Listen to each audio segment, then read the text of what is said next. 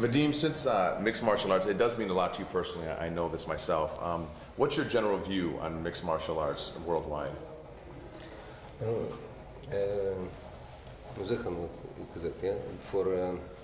Ik vind Dana White, UFC, gedaan heel veel voor MMA-wereld, voor groeien MMA. Wij ook zelf beginnen, hij beginnen, ik denk ook rond dezelfde tijd. Dezelfde tijd. En hij is veel gedaan voor MMA. Maar nu, hij is grote ring voor MMA. Omdat hij wil alleen geen company groeien. Ja. Hij geeft geen kans voor andere country, voor andere vechters. En dat is het probleem. Hij is nu groter ring. Wat wij doen nu, dat is gewoon maken grote world competition met M-1 Challenge. Dat is beste vechters van alle countries. In iedere country is ook één competition. Ik kom beste vechters alleen vechten in M-1 Challenge. En volgende jaar we hebben 16 countries. En misschien over 3-4 jaar wij krijgen 30, 40, 50 countries. Dat wij krijgen echt grote champions. Wereldwijd. What Vadim is saying is that he has the utmost respect for the UFC and for Dana White because of everything they've done for the sport and the promotion of MMA in general.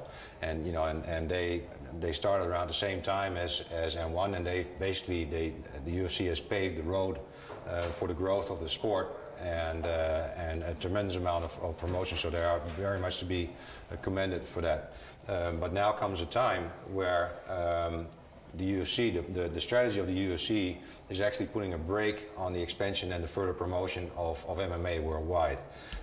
Whereas M1 with the 2008 launch of the M1 Challenge is now truly growing into a global sport.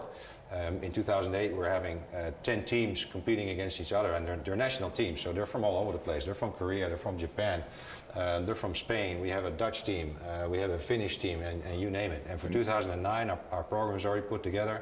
We're going to have 16 teams competing against each other, and we're going to make it grow every year. And so we'll have 16 or 14 countries competing next year, and we'll grow it again in 2010 and make it truly a worldwide sport. I think that what Vadim is also saying is that we're willing to work with anybody. Absolutely. Especially the UFC, and I understand what he means by the break. You can't control something, you have to let it grow. You have to let your baby grow at some point. The UFC has reached a point to where if mixed martial arts they've done a great job. They've done a great job. Excellent, wonderful, and again to be commended. But now we got to share a little bit. The marketplace is big enough for a number of players. You can't be greedy. You have to be willing to share. You have to be willing to share, because some of the fighters are at the UFC, some of the fighters are elsewhere, and we want to bring them together. Right. And personally, now that Randy Couture is out of the picture, I saw the Randy Brock Lesnar fight.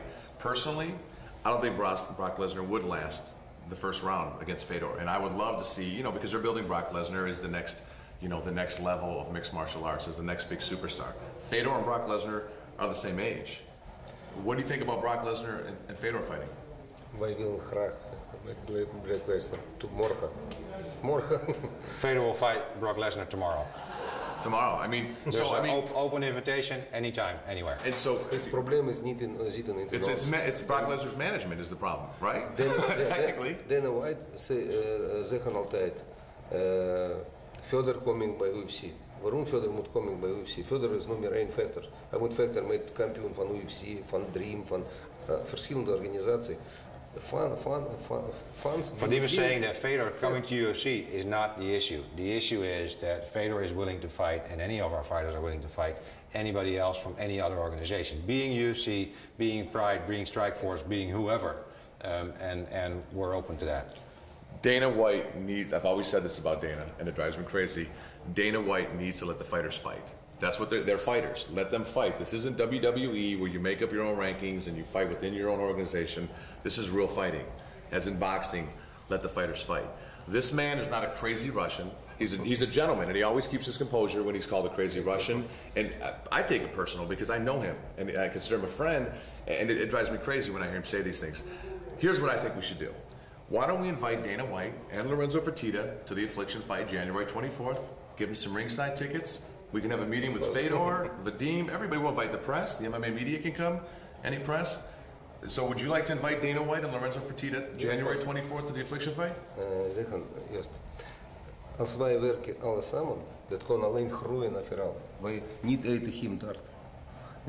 Zeker weten. Hij is niet verloren als wij werken allemaal samen. What Vadim is saying is very important, and Vadim is saying we're not going to eat the UFC pie, but we want to share. And in the synergy, the power lies in the synergy of bringing these together. Exactly as you say, let the fighters fight, independent of the organization. So the invitation stands. They're welcome at any point in time, and definitely at the January 24th event. And we'll talk about it, discuss it, and we're open to any kind of deal made. So here's the challenge to Dana White, January 24th. Yeah. Fedor Emelianenko. Yeah, welcome to the M-1 Global and Affliction fight. Come meet Vadim again, sit down with Vadim, meet Fedor for the first time. Let's make some fights happen. That's the challenge of Dana White from Vadim. Yes.